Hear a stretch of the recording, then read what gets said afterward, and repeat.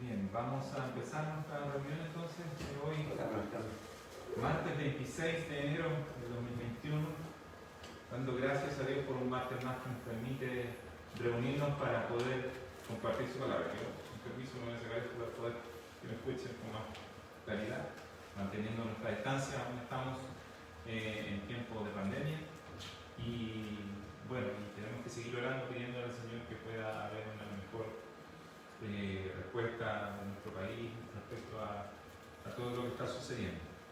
Así es que bueno, pero como les decía, contento, agradecido a Dios de que podemos reunirnos, de que podemos juntarnos todavía, aunque sea en estas condiciones, y que podamos seguir transmitiendo el mensaje de la palabra de Dios. Así que vamos a orar, y quiero pedir que incline su rostro ahí donde está y pidamos al Señor por esta reunión. Padre amado, cuán agradecidos estamos de tu fidelidad, de tu amor, de que nos tienes con vida, que nos tienes con salud, que nos has ayudado, Dios, en cada circunstancia, en todo momento. Gracias por Jesucristo, nuestro Salvador. Gracias, Padre amado, por haber enviado a Jesucristo en rescate nuestro y porque tu palabra ha llegado hasta nuestros corazones, Señor. Hay esperanza y hay luz en nuestra vida por tu amor, por tu verdad, por tu evangelio. Porque tú eres verdadero y tu palabra permanece para siempre. Y queremos ser llenos de ti, de tu palabra, que tu palabra abunde en nuestros corazones y podamos alegrarnos en esta tarde y en este tiempo donde el mundo se aflige, donde el mundo se angustia. Nosotros podamos estar en paz, nosotros podamos estar en gozo, pero no porque seamos mejores que otros, sino porque creemos en tu palabra y porque creemos, Señor, en la esperanza que tú nos has dado, de que donde nosotros vayamos vas tú con nosotros y donde tú estás, estaremos también nosotros. Te alabamos, oh Dios, en el nombre de Jesús. Amén.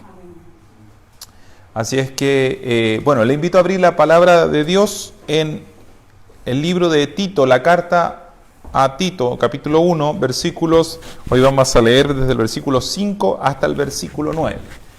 Rodrigo, bienvenido. Qué bueno que me puedas acompañar un martes más para compartir esta reunión. ¿Quieres saludar? Sí, saludar a los hermanos. Estaba ahí en el sonido. No piense que vengo llegando recién, sino que estaba ahí arreglando el sonido o viendo que parece que se escucha bien. Sí, ahora se escucha. Sí, por favor, si no, nos pueden ahí reportar por WhatsApp de la iglesia o por el mismo Facebook cómo se escucha. Sí. Pero parece que está bien. Mi esposa dice que se escucha bien, así que... Ya, súper, ya, está bien. Entonces estamos listos. Bueno, saludarles y agradecer al Señor, que es el único que nos tiene en pie y el que nos posibilita abrir su palabra y nos da derecho por sus méritos y no por nosotros a poder escuchar de su palabra, poder sentarnos a sus pies y aprender de Él. Así es, así es. Hoy vamos a compartir entonces desde el versículo 5 al versículo 9 de esta carta de Pablo a Tito. Quiero hacer nuevamente una pequeña introducción respecto a un pequeño resumen respecto a qué significa esta carta, de qué se trata. Está dentro del grupo de cartas pastorales, se les llama así porque son cartas que no son dirigidas a una iglesia, sino son dirigidas a personas puntualmente. La mayoría de las cartas de Pablo, Romanos, Corintios, Gálatas, Éfeso, y si consideramos la de Hebreos también, son cartas a iglesias, ¿ya? Tesalonicenses, Colosenses, no están dirigidas a una persona en particular, sino a un grupo de personas. Pero estas cartas, la de Timoteo, que ya las analizamos, ¿cierto? Primera, segunda de Timoteo, la carta de Tito y otra que continúa, que es la de Filemón, son cartas que son puntuales para personas, pero en especial la carta de Timoteo y de Tito son cartas que se le da a personas que están puestas de alguna manera como pastores en una iglesia, como líderes, que fueron dejados por Pablo para llevar la congregación, llevar la iglesia en estableciendo el orden, estableciendo doctrina, etcétera. Son cartas circunstanciales, es importante que lo veamos así, o sea, obedecen a situaciones puntuales, a circunstancias, y en medio de esas circunstancias Dios se glorifica, guiando a Pablo, al escritor en este caso, guiando a Pablo, el apóstol, a escribir doctrina, enseñanza y directrices que son eternas, que duran hasta el día de hoy, que son válidas para siempre.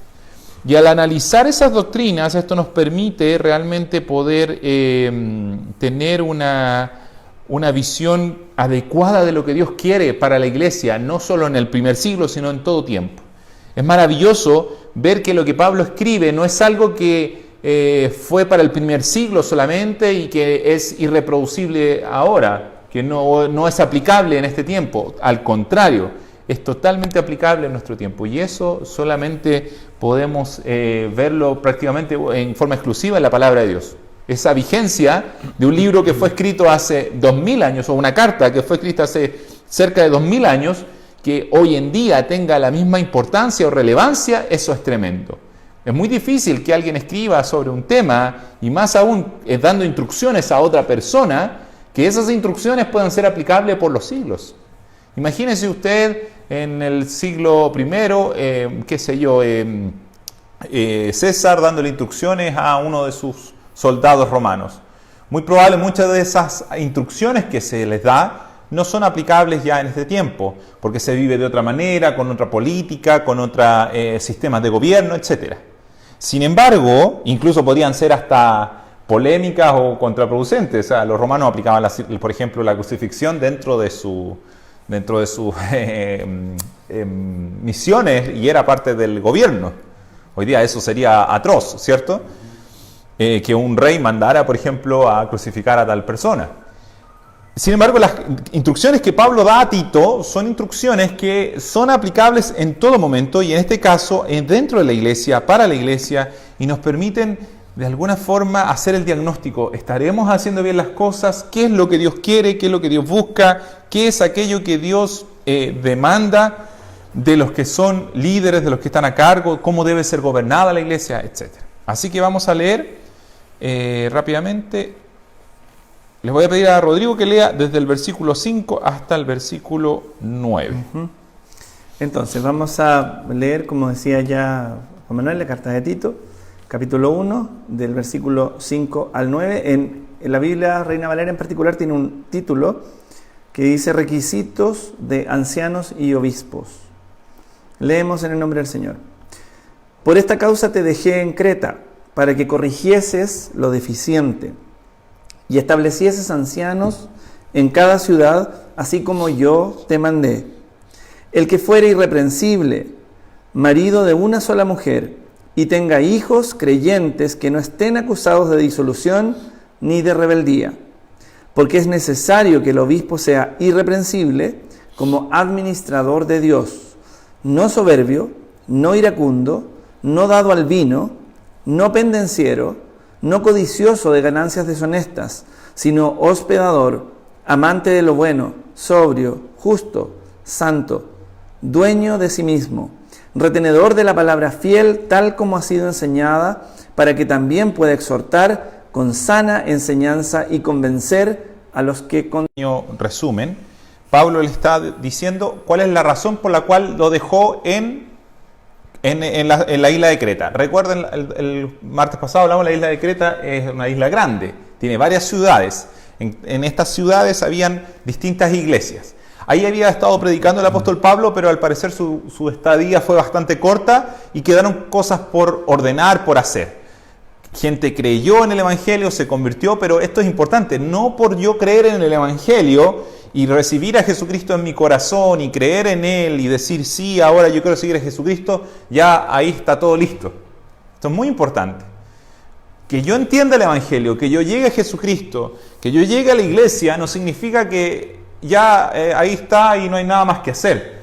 Hay mucho que hacer, hay mucho por delante, que corregir, que ordenar en la vida personal de cada uno de nosotros y dentro de la misma iglesia. El hecho de que estemos aquí, que tengamos este lugar físico que Dios nos ha dado, que podamos reunirnos, no significa que ya somos la iglesia y lo único que tenemos que hacer es reunirnos domingo a domingo. No, hay muchas cosas que corregir, hay muchas cosas que ordenar. Por eso Pablo le dice, te dejé en Creta que corrigiese lo deficiente y establecieses ancianos. Esto es muy importante. El concepto de anciano está relacionado, por supuesto, con las canas, con los años, pero principalmente está tomado de la idea del judaísmo, por así decirlo, que las personas de mayor experiencia, conocimiento respecto también al dirigir, eran personas que eran tomadas y puestas en ciertos cargos.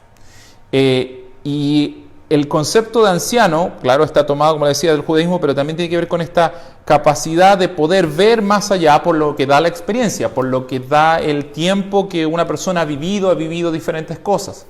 Pero no va en una capacidad solamente natural, porque eso podría ser una capacidad de cualquier persona. Yo tengo, no sé, 60 años, entonces yo tengo que dirigir. No, fíjese que Pablo dice un anciano, pero pone una cantidad de requisitos que son muy importantes, y usa 2 veces el concepto de irreprensible. Irreprensible quiere decir que no que sea perfecto, que no se equivoque nunca, sino que no hayan cosas en él que requieran castigo, reprensión, vergüenza, que no generen vergüenza, en otras palabras. A un niño uno lo reprende cuando tiene una conducta inadecuada. La idea es que el anciano, la idea es que el que dirige tenga una conducta tal que no sea necesario reprenderlo por alguna área o para algo en su vida que no esté en orden. Y en el versículo 6 agrupa cosas que tienen que ver con su vida familiar, parte con la vida familiar. Fíjese que habla marido de una sola mujer y habla de sus hijos, ya vamos a entrar en detalle, pero después habla con cosas que tienen que, desde el 7 en adelante, habla de temas que tienen que ver con su carácter, con su integridad y con sus anhelos, con qué es lo que busca, podríamos decirlo, con su interior, con su corazón. Vamos a ir analizando parte por parte, pero básicamente es eso. Pablo le está diciendo a Tito, te dejo en Creta porque tienes que corregir lo deficiente. Ahora, este trabajo no es solo para ti, tienes que establecer ancianos, tienes que establecer personas que van a hacer el trabajo que tú tienes que hacer también, que es enseñar la palabra, que es poner dirección, que es poner doctrina, etc. Estas personas que lo van a hacer en las distintas iglesias tienen que tener ciertas características. Vamos a analizar esas características porque son importantes. Así como a modo general. ¿Algo más que quieras comentar, Rodrigo, de esto? O sea, tenemos una idea cuando nos convertimos, cuando conocemos al Señor, cuando escuchamos por primera vez que algo pasa dentro de nosotros y que de alguna forma esperamos que esa transformación sea rápida y sea mágica muchas veces, ¿no? Y a veces nos frustramos cuando, conociendo al Señor por mucho tiempo, no vemos esos cambios en nuestra vida o sentimos que no avanzamos tan rápido o como debiésemos, ¿no? Y nos damos cuenta que el seguir al Señor es un camino. De hecho, muchas veces en el libro de los Hechos, que describe la vida de los apóstoles posterior a la ascensión del Señor Jesucristo, ellos se identificaban como los del camino. Es decir, haciendo referencia a un proceso que duraba todo lo que restase de vida entre el momento de haber conocido al Señor y partir a su presencia, de constante, de avanzar y de caminar. Y lo que está haciendo aquí básicamente Pablo es darle instrucciones a Tito de cómo encomendar a personas, como lo dice en el verso 7, administradores de Dios, es decir, personas que sean de fiar, que sean, como decía Juan Manuel, ancianos, que tengan experiencia, pero muy bien lo que tú acotabas, no es solo los años los que dan experiencia. A veces uno se encuentra con personas a lo mejor mayores que uno, que proceden de una forma menos sabia, o que uno cuestiona de alguna forma su sabiduría, y otras veces con personas menores que uno, que de alguna forma son rectos en su caminar y de alguna forma saben hacia dónde van, incluso en las cosas espirituales. Por lo tanto, no está estrictamente hablando aquí de una edad determinada o de un tiempo determinado. Y el rol de pastores, el rol de obispos, ¿cierto?, tiene que ver no solamente con exhortar. No es solo lo que hacemos aquí en la iglesia, ¿verdad?, los domingos, donde muchas veces les decimos a ustedes, o más bien nos autodecimos también, porque es el Señor el que habla, cómo comportarnos, cómo seguir, porque hoy día leí un devocional en particular que tenía mucho sentido con la lectura de este pasaje. a veces pensamos que esto consiste, sobre todo por la cultura latinoamericana que tenemos, en pasar adelante, hacer una oración y listo. Ya soy del Señor y ya como que completé algo, y saliendo por esa puerta y volviendo al mundo nos desilusionamos y a veces nos preguntamos si realmente estamos en la fe. Es bueno preguntarlo. Pero ¿por qué hacemos esa pregunta? No porque estemos examinándonos a la luz de la palabra, sino que porque pensamos que esto es una cosa automática, en que de alguna forma vamos a cambiar de un momento para otro.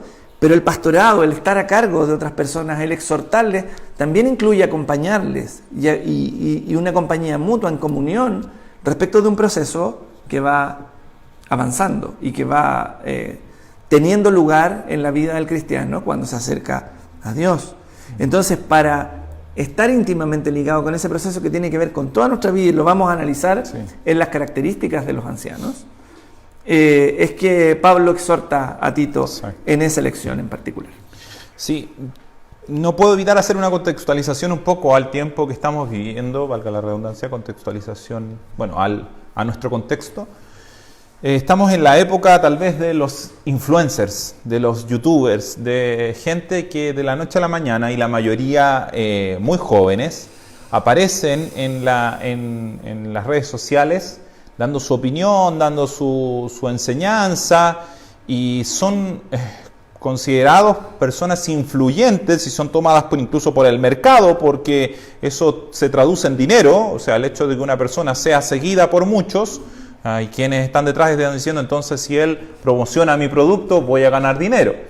Pero hay personas que en el día de hoy están siendo, digamos, elevadas a vitrinas en las cuales muchas personas escuchan lo que están diciendo y los siguen. Pero eso es muy diferente al verdadero liderazgo o al verdadero trabajo que debe hacer el cristiano. Y lamentablemente lo quiero mencionar porque a veces eso permea la iglesia. Está la idea de que como que el cristiano pueda subir como un predicador que genera influencia sobre los demás, pero no ese es el concepto que está en la Biblia. No es que yo tengo que, como un cohete o como a los Justin Bieber, de la noche a la mañana aparecer y estar en la cumbre y conocido por todo el mundo. A veces en las iglesias está ese, sobre todo en los jóvenes quizás, no tanto en nosotros, porque no somos tan jóvenes, pero está ese deseo de ser alguien que el resto lo mire, que el resto esté ahí escuchando su voz. Pero vemos aquí a Pablo diciéndole, establece ancianos, y la idea que Pablo le está dando no es una idea de él propia, sino es una idea que viene de la Biblia, por así decirlo, del Antiguo Testamento. La idea está porque la tarea es titánica, la tarea es muy grande. No es aquí cada uno levantar ¿cómo decirlo? Su reino o su imperio o llegar a ser un influencer, un gran predicador, sino que hay una tarea titánica, digámoslo así, de llevar el evangelio a toda criatura. Es la misión que Jesucristo nos dejó a todos nosotros. Jesús dijo, por tanto, id y haced discípulos a toda criatura, enseñándoles que guarden todo lo que yo les he enseñado. Y he aquí, yo estoy con ustedes todos los días. Y Jesús le dice a sus discípulos, miren la mies, es mucha, está lista para ser tomada, refiriéndose a las multitudes, a la gente. Estaba lista para que la gente fuera cosechada como alma que creyera en Él, que creyera en Jesucristo. Pero Él dice, pero los obreros son pocos. Pablo dice en Romanos, dice, hermosos son los pies de los que anuncian la paz. Pero al mismo tiempo dice, ¿cómo van a ir si no hay quien los envíe? Entonces la tarea de predicar el evangelio, de llevar esta verdad que ha traído paz a nuestro corazón, que ha traído luz, es titánica. Y vivimos en un mundo donde cada uno quiere ser, insisto, un influencer. Pero en la iglesia esto es otra cosa. En la iglesia yo llevo un mensaje que no es mío, una influencia que no es mía. Llevo la palabra de Dios, lo que estamos aprendiendo los jueves, que esta es la palabra de Dios. Y cuando le digo que no es una idea propia de Pablo, que es tomada del Antiguo Testamento, quiero llevarlo rápidamente a Éxodo capítulo 18, en un episodio donde Moisés está sentado desde la mañana hasta la tarde juzgando todo asunto del pueblo. Imagínense él escuchando a miles de personas todos los días, a ver cuál es el problema que tienen ustedes, tal, ya, esta es la solución, vaya, que pasa el siguiente. Y el suegro de Moisés al ver esta situación, dice que le llamó a Moisés al lado y le dice: Moisés, no está bien lo que tú estás haciendo. Te vas a cansar tú y se va a cansar el pueblo. Escoge dentro de la gente que está contigo a hombres, a personas, a varones, dice, se los voy a leer, dice: además escoge tú de entre todo el pueblo varones de virtud, temerosos de Dios, varones de verdad que aborrezcan la avaricia, y ponlos sobre el pueblo por jefes de millares, de centenas, de 50 y de 10. Ellos juzgarán al pueblo en todo tiempo, y en todo asunto grave lo traerán a ti, y ellos juzgarán en todo asunto pequeño. Así aliviarás la carga de sobre ti, y la llevarán ellos contigo. Pablo saca un poco esta figura y le dice: es necesario que la iglesia sea gobernada por... No se trata de una cosa piramidal, sino se trata de llevar la carga juntos. ¿Se entiende la diferencia? Porque aquí no está puesto, estos hombres no están puestos para gobernar sobre ellos, sino para juzgar. Y entiéndase juzgar como aquel que toma la Biblia y la enseña. Este es el conflicto que tienes, mira, esto es lo que dice la Biblia.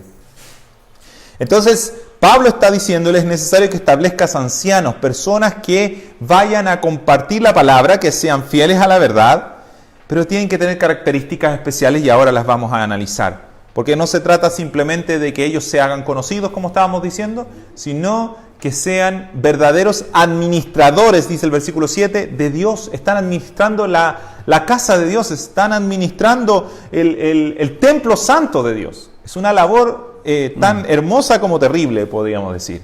Dice el versículo 6 entonces: el que fuere irreprensible. Recáspitas.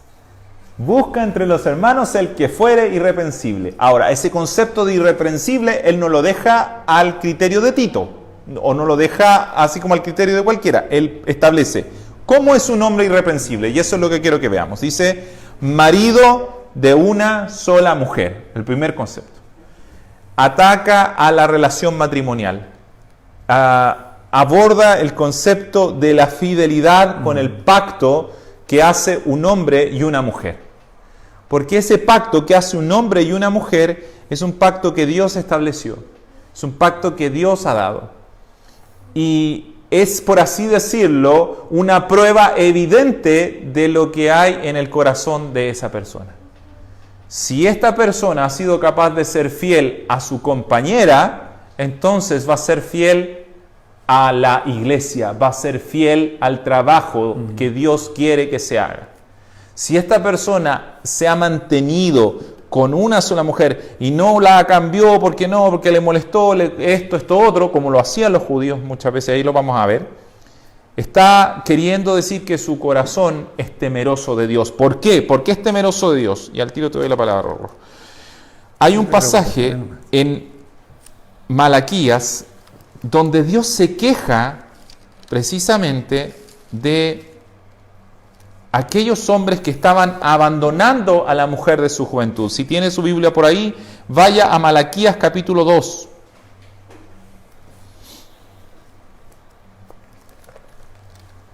¿En la proyección? Perdón, voy a ponerlo acá. Voy a tratar de ponerlo. Sí, la tienes ahí. Sí.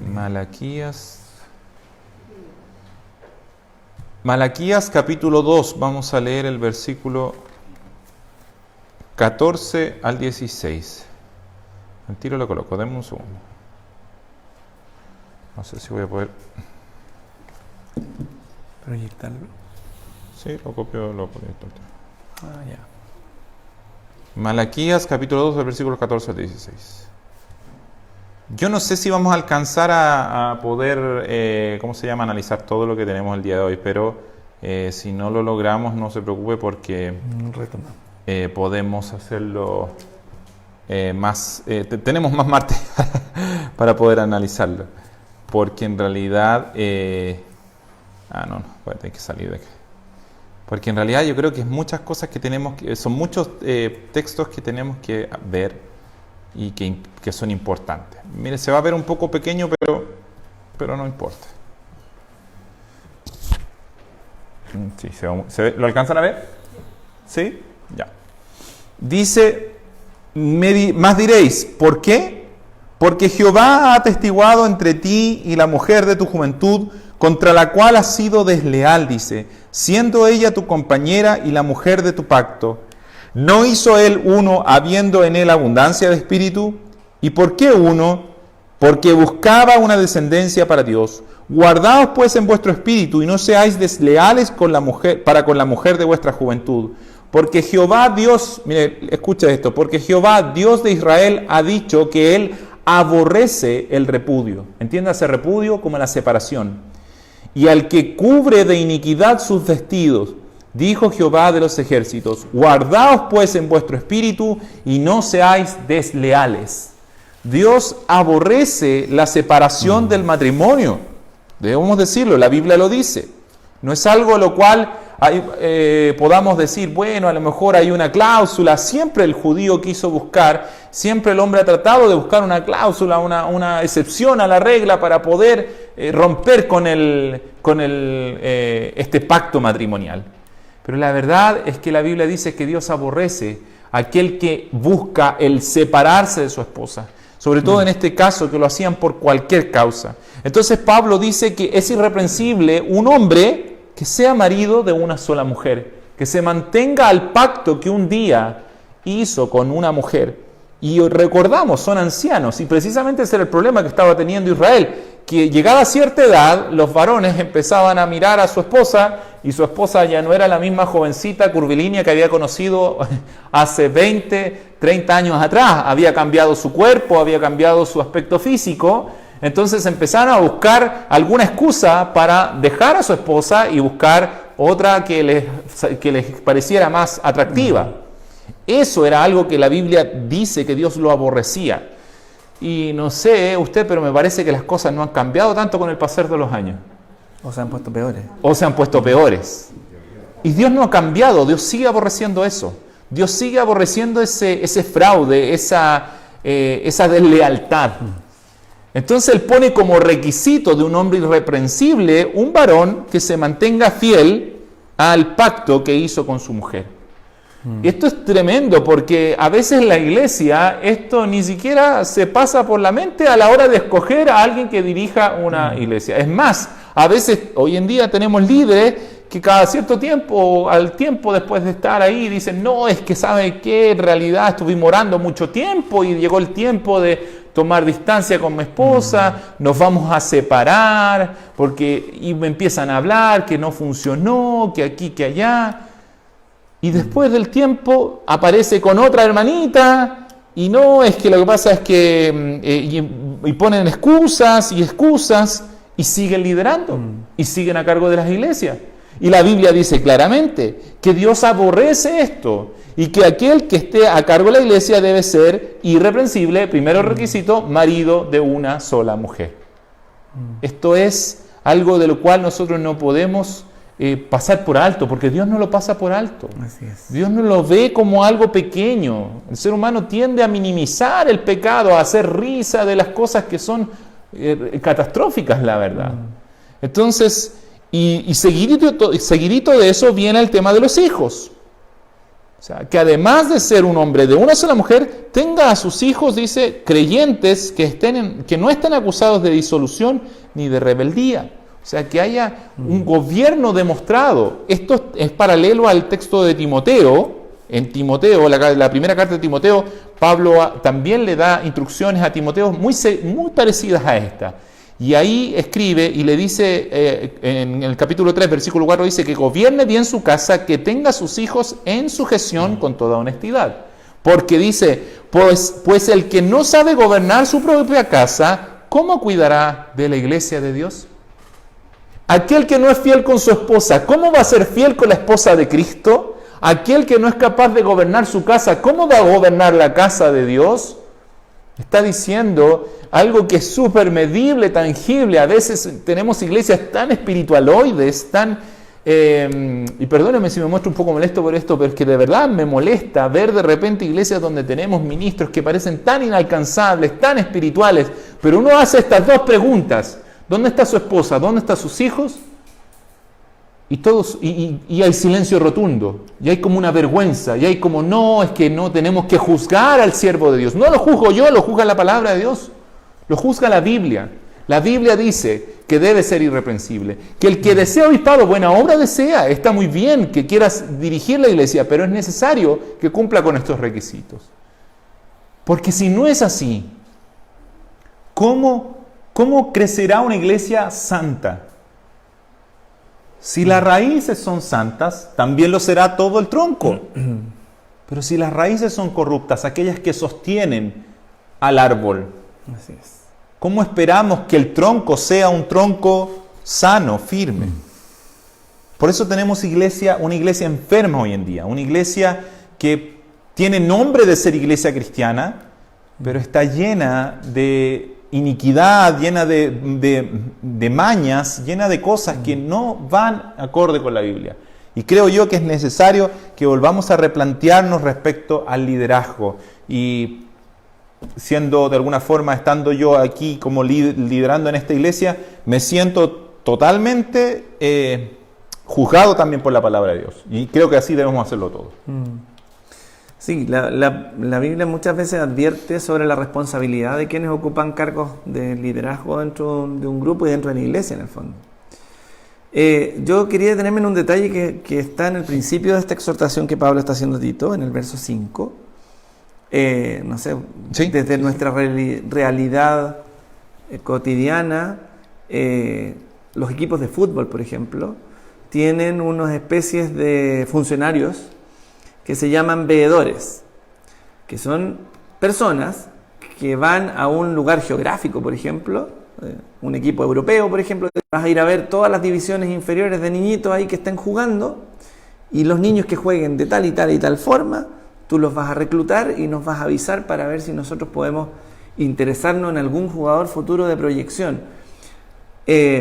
La misión con la que Pablo deja a Tito en Creta es parecida a esa. Tiene obviamente grandes diferencias porque no estamos hablando de un partido de fútbol, estamos hablando de la administración y del cuidado de la iglesia de Jesucristo, de la iglesia del Señor. Sin embargo, al igual que un veedor, le da ciertos criterios a Tito para que él se vaya fijando en quiénes son los más idóneos para hacerse cargo de esa tremenda responsabilidad. Y una de las interpretaciones es la que acaba de hacer Juan Manuel, que de alguna forma las iglesias muchas veces dejan pasar cuestiones que tienen que ver con el no respeto o el no fijarse un poco en estos parámetros que se hablan acá, qué sé yo, predicadores que son sorprendidos en adulterio o con otras parejas o con negocios ilícitos o que evidentemente tienen un amor y un apego por el dinero, por ejemplo, y que de alguna forma esto se enmascara o se esconde en una especie de santurronería, digamos, o de espiritualidad, de un disfraz, tú lo dijiste muy bien, espiritualoide, ¿no? Uh-huh.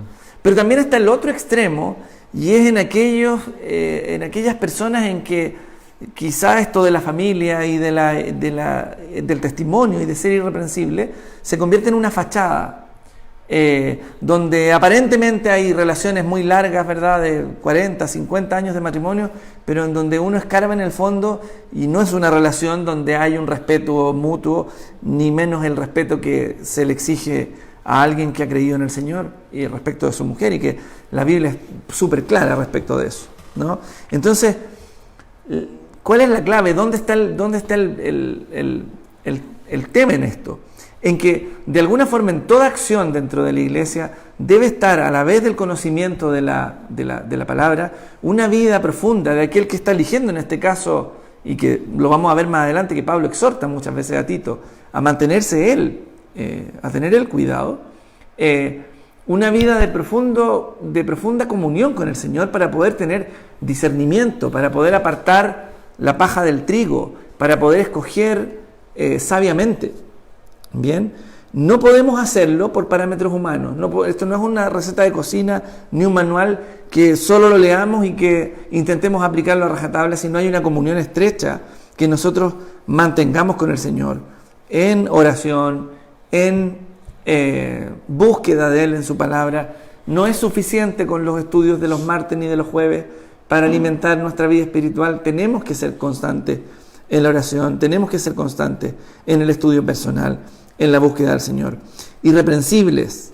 Irreprensibles es una palabra bien fuerte o bien que abarca muy... que no haya nada que sacarle en cara, como quien dijese en chileno, ¿no? Eso es irreprensible.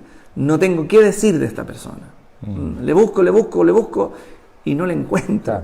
O sea, y aunque hablaran mal, que eso no sea cierto. Claro, o sea... Porque siempre va a haber estamos hablando que... de razones exacto, reales, real, ¿no? Exacto. De reprensión real. Que muchas veces Pablo también lo dice de sí mismo. Júzguenme a mí, dice, escarben, vean, aquí estoy, quién soy yo y qué es lo que he hecho y qué es lo que hago. Marido de una sola mujer y que tenga hijos creyentes, que no estén acusados de disolución ni de rebeldía. A veces decimos, bueno, qué difícil es mantener en sujeción a los hijos muchas veces, ¿no?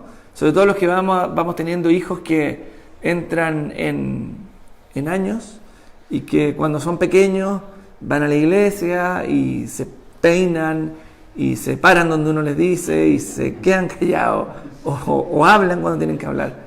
Pero qué difícil va siendo eso cuando los niños van creciendo y ya se transforman en jóvenes y quieren tener autonomía, quieren de alguna forma comportarse de otro modo o hacer lo que más les guste. Y de alguna forma aquí el gobierno de la casa tiene que ver también, no con la idea que tenemos clásica de obligar al otro a hacer algo porque está bien, o porque es lo que corresponde, o porque es el domingo. La persona que gobierna su casa ha tenido el cuidado desde muy pequeño de enseñarle a los hijos quiénes son y quiénes son frente al Señor y cuál es su responsabilidad frente a su propio pecado, porque desde que nacemos, ¿cierto?, estamos manchados y estamos caídos, somos afectados por el pecado y toda nuestra vida está tocada por ello.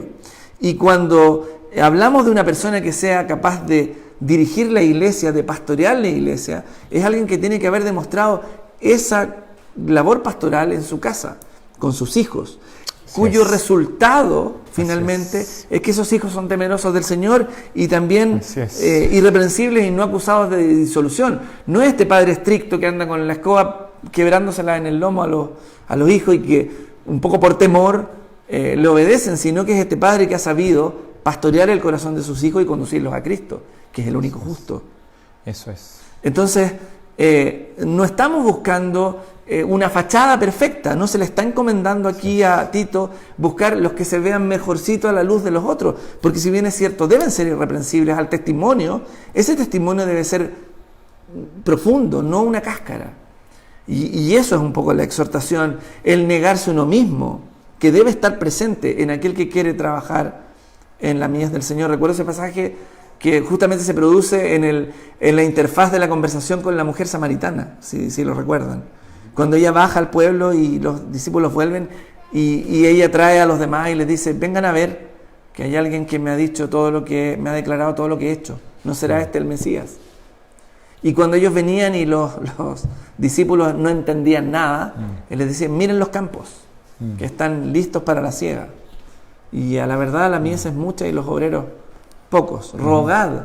Miren, que es un poco el concepto que yo les decía recién respecto de alguien como Tito que tiene que ir a buscar obreros. Rogad al Señor de la mies. Es decir, debe haber una comunión estrecha entre aquel que quiere buscar personas para trabajar en la mies del Señor, en la cosecha del Señor. Debe haber una comunión estrecha esa persona que busca con el Padre Celestial. Rogad al Señor de la mies que traiga obreros a su mies. Qué interesante es lo que está diciendo Rodrigo, lo que estás diciendo respecto a cómo él ha corregido a sus hijos. Está implícito eso, porque es un anciano, se asume que tiene hijos que ya están más grandes, ¿cierto? Estos hijos no deben estar acusados de disolución, que tiene que decir con libertinaje, ¿cierto? Y hay una versión que dice que no estén tachados de libertinos. Y obviamente un padre, o sea, uno puede tener un hijo que tenga en algún momento se rebele, en algún momento tenga conductas inapropiadas, pero un buen padre lo que va a hacer es corregir a ese hijo, ¿cierto? Un padre que gobierna bien su casa, cuando su hijo se rebela, bueno, lo va a castigar las veces que sea necesario por el bien de ese hijo. Pero distinto es un hijo que está tachado de ser un libertino, porque generalmente una persona que está acusada o catalogada como tal es porque está entregada a eso, está entregada a ese tipo de conducta. Y cuando una persona, un hijo está entregado a ese tipo de conducta es porque no hay un padre también, muchas veces, que se ha a lo mejor dedicado lo suficiente a corregir esa situación. Y en la iglesia, el pastor o el obispo, o como se le quiera poner el nombre, o el anciano, va a tener que hacer esa labor también. Y lo va a tener que hacer con hijos ajenos. Entonces, si no lo hizo bien con hijos propios, difícilmente lo va a hacer mejor con hijos ajenos. Es por eso que la Biblia pone este requisito. Bueno, y es algo que por supuesto el Espíritu Santo va formando en el corazón y lo hace a través de la relación familiar. Qué hermoso es eso. Mire que uno piensa que a lo mejor mucha gente tiene la idea de que para ser espiritual yo tengo que irme a la punta del cerro o irme a algún lugar muy, muy místico y ahí tener contacto con la naturaleza y todo lo demás, y ahí me voy a volver una persona espiritual y voy a estar en modo zen y no me voy a enojar ni nada. Totalmente contrario a lo que la Biblia está diciendo. Me está diciendo que esta persona que es realmente espiritual es una persona que lo ha demostrado. ¿Dónde? En su casa, con la fidelidad a su esposa y con la buena educación, la buena corrección a sus hijos, con la buena dirección a sus hijos. Ahí está una persona espiritual. Persona espiritual usted no la va a ir a encontrar a un monje, o sea, en un monasterio. Esta es una persona aislada. Una persona antisocial, podría decirle, porque ensimismada.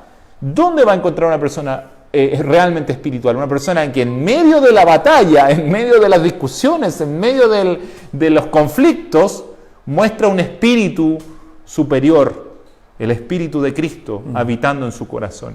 ¿Por qué pudimos identificar a Jesús, que era el único, que era el santo de Dios? Porque en medio de la situación más conflictiva, Él dijo: Padre, perdónalos porque no saben lo que hacen.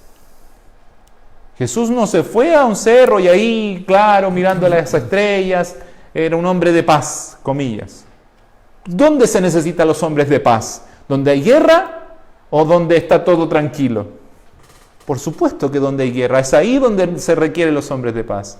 Entonces, ¿dónde va a ser formado también nuestro carácter, nuestra comunión con Dios? ¿Dónde debe ser formada? Precisamente en los lugares donde hay conflicto. Es ahí donde Dios se va a manifestar en nuestra vida, para que nosotros seamos esos pacificadores, esas personas que traigan paz dentro de nuestros hogares. Avancemos un poquitito y yo creo que vamos a poder analizar solamente el versículo 7. Pero aquí vuelve al concepto y dice, pero porque es necesario, vuelve a recalcarlo. Recuerden que para los judíos, y en este contexto en que se escribe, en este tiempo en que se escribe, cuando uno repetía 2 veces una palabra, como cuando Jesús decía, de cierto os digo, es porque es algo muy importante. Aquí Pablo está volviendo a repetir la palabra irreprensible. Dijo, el que fuera irreprensible, y ahora el versículo 7 dice, porque es necesario que el obispo sea irreprensible. O sea, está insistiendo que es algo que debemos subrayar, que es algo importante.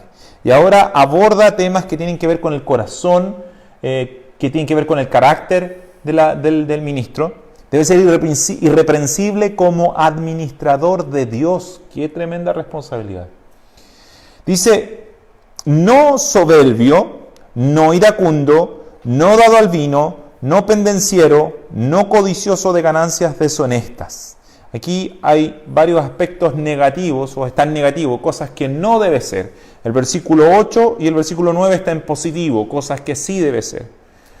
No soberbio. Es muy importante que la persona que va a dirigir, que va a enseñar, que va a estar a cargo, supervisando una iglesia, no sea una persona soberbia.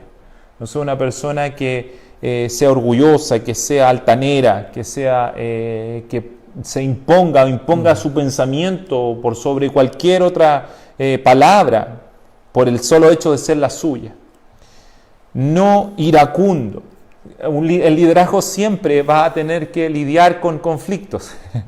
Entonces va a ser más propenso a enojarse. ¿Cuál es la visión que nosotros tenemos de nuestros papás? No, mi papá siempre andaba enojado. No, mi mamá siempre gritaba. ¿Por qué tenemos ese concepto muchas veces? Porque nuestro papá tenía que corregirnos, tenía que enderezarnos, y eso muchas veces generaba ira, enojo, o no les pasó. Yo soy el único que vio a mi papá enojado todo el tiempo. Ah, ya, qué bueno, qué bueno. Qué bueno, por un momento me asusté. Ahora que soy papá, entiendo a mi papá.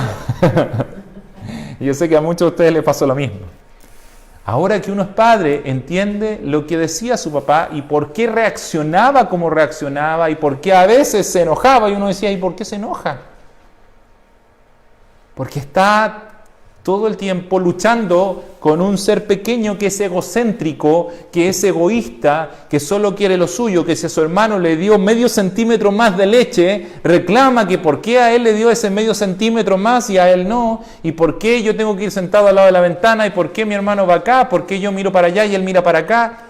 Un personaje amoroso, hermoso, exquisito, pero tremendamente egocéntrico, que está en todo momento pensando en sí mismo. Nosotros no lo veíamos así cuando éramos chicos, ¿cierto? Lo empezamos a ver cuando tuvimos nuestros hijos. Y ahí entendimos por qué nuestros papás de repente decían porque sí, o porque yo digo. ¿Por qué a veces se les acababan los argumentos? Porque la verdad es que nosotros éramos egocéntricos, mirábamos todo. Yo sé que usted va a decir, pero si los niños son un angelito. Sí, yo amo a mis hijos, amo a mis 4 hijos, los amo con todo mi corazón. Pero no por eso dejo de ver que muchas de sus demandas son egocéntricas, que muchas de sus demandas son infantiles, propias de su edad. Y eso muchas veces puede generar enojo, ira. Entonces, llévelo a la iglesia, donde no tenemos gente bonita, chiquitita, sino que tenemos gente grandota, ya con mañas, no en esta iglesia, perdón, eso es en otra iglesia, ¿ya? Pero que llegan al evangelio con muchas mañas, y que de repente hay que corregir cosas en personas ancianas que uno no la ve ni siquiera a veces en niños. Niñerías en gente de 70 años, por decir algo. Sin ninguno de los que está aquí, por si acaso, porque ustedes están aquí aprendiendo. Pero a veces hay que hacer eso, y obviamente eso a cualquier líder puede generarle ira. Si no, pregúntele aquí a mi querido amigo que tiene que ahí en el hospital de repente corregir situaciones. Si acaso no genera ira. Él en el contexto cierto de la dirección del hospital, pero es lo que habitualmente ocurre en una persona que está en un cargo de liderazgo. Entonces, ¿qué dice? No soberbio, no iracundo. Porque si no es un desastre. Es un desastre, aunque tenga la razón, aunque sea una persona adecuada. Si es iracundo, es un desastre. Dígame si no pasa así en las casas. Sí. ¿Cuántas veces no hemos cometido ese error como papás? Tenemos la razón, es lo correcto, pero por reaccionar con ira fue peor.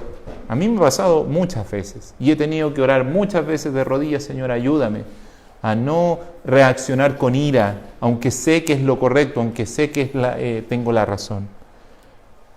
No dado al vino tiene que ver con el autocontrol.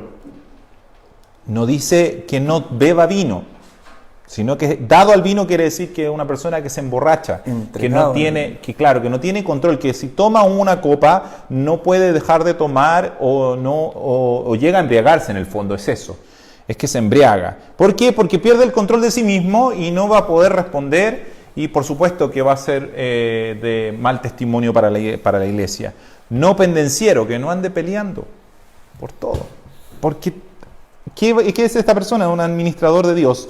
Y no codicioso de ganancia deshonesta. Ahí tenemos, pero para hablar muchísimo, porque la iglesia se recogen ofrendas, porque el predicar puede generar también admiración, y eso muchas veces uno quiere retribuirlo con una ofrenda, y ahí salta el angelito más, ¿no? A decirle, mira, si tú predicas a tal, y pasa, tristemente pasa, predicas en tal lugar, van a entregar tal ofrenda, y voy a predicar para allá.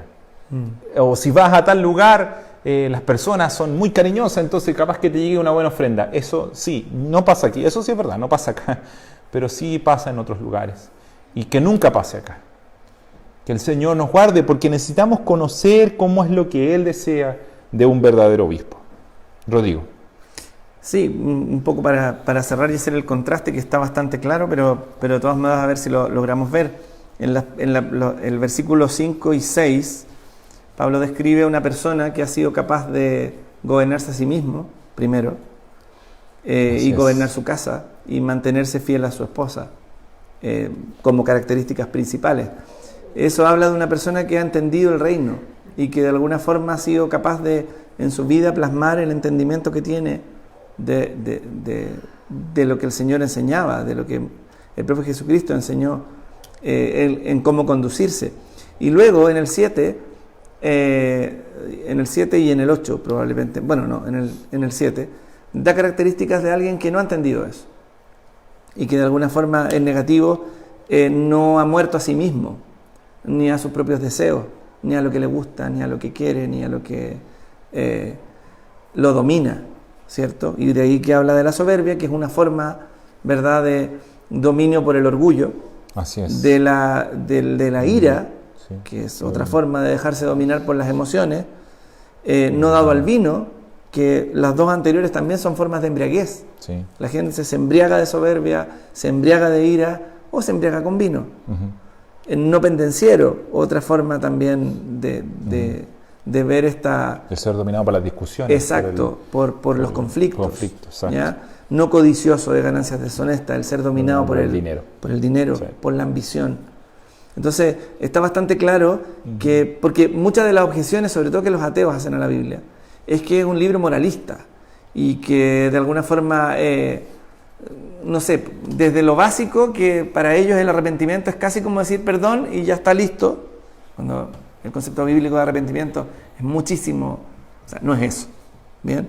Pero aquí podríamos tener a una persona que fuera de una fachada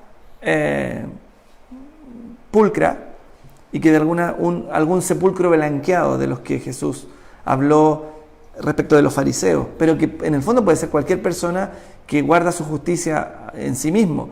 Alguien que de fachada se vea lindo, pero que por detrás tenga la embarrada, en términos de cómo ha construido su vida. La misión que le daba Pablo a Tito era bastante delicada en ese sentido. Y tenía que tener muy buen ojo para escoger, pero no escoger por vista. Me acuerdo cuando el profeta Natán va a escoger a David de entre varios hermanos y todos por vista eran: este es más hermoso, este es más alto, este tiene los ojos verdes, este es rubio, este es fuerte, es fornido. No te queda otro hijo, que no doy con el...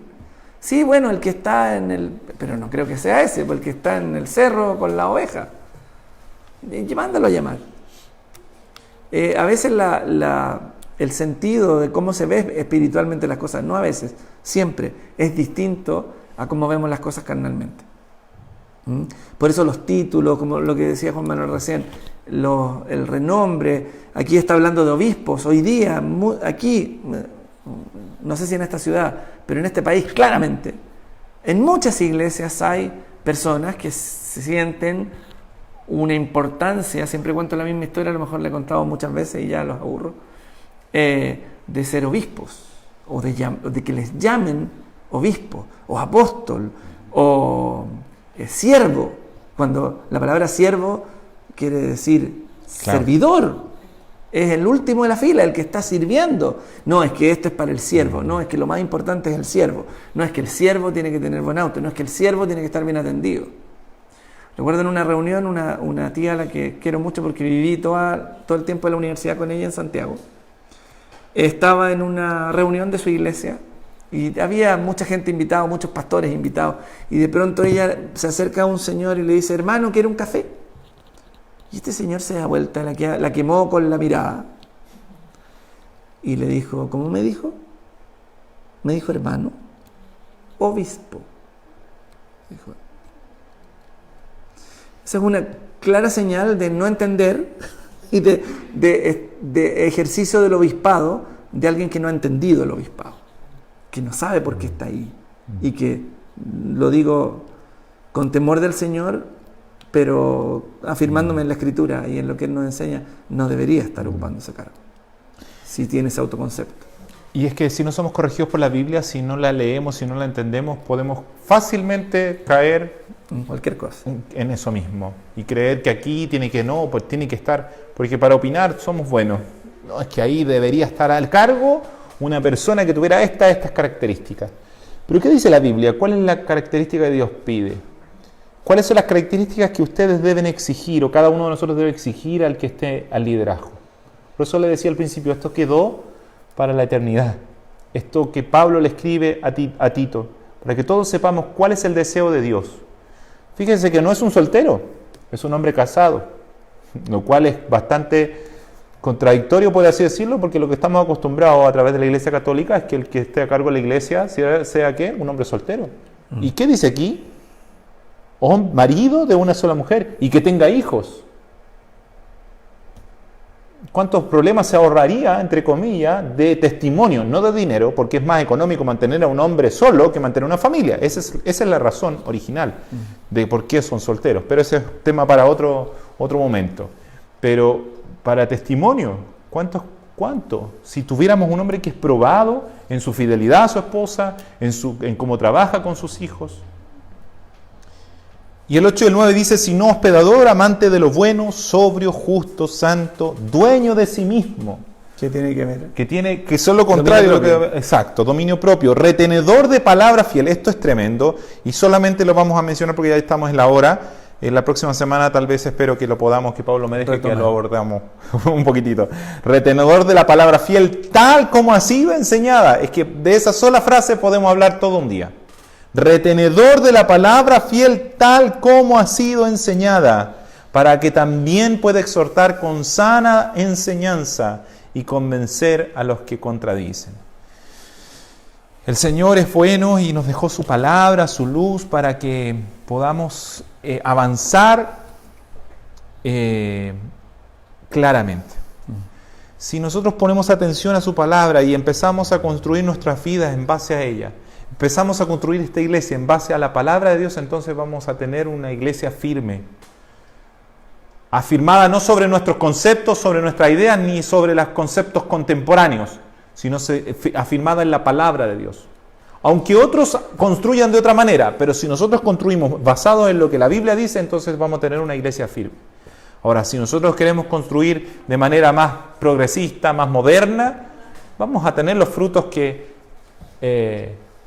eso nos puede traer. Pero la palabra de Dios permanece para siempre. Que Dios nos ayude a construir una iglesia conforme a su verdad, conforme a su palabra. Que Él ponga delante de nosotros, porque la obra es mucha. A lo mejor esto no lo piense a corto plazo, piénselo a largo plazo. Piense, aquí somos pocos, pero si el día de mañana somos muchos, va a ser necesario establecer ancianos.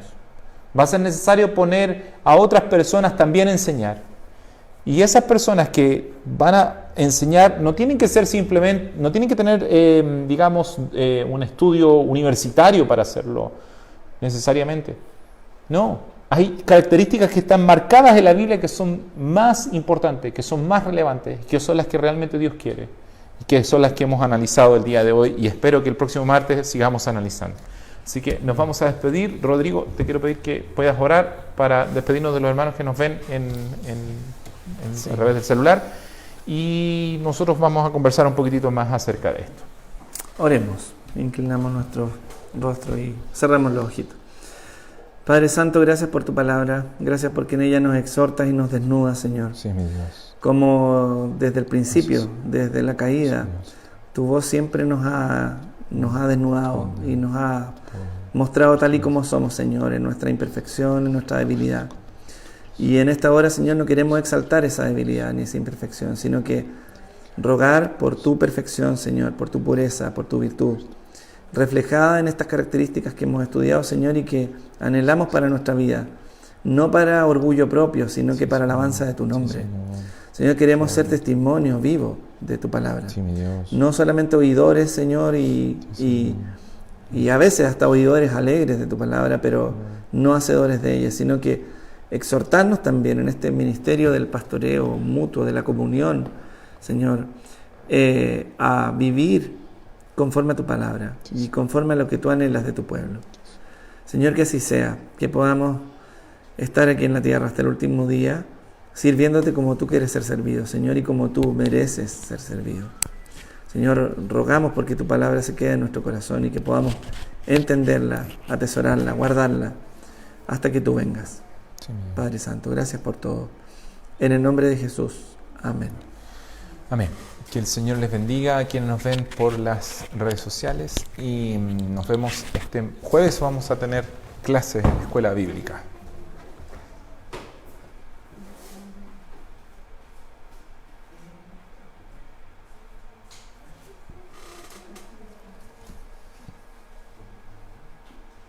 Vamos a ver.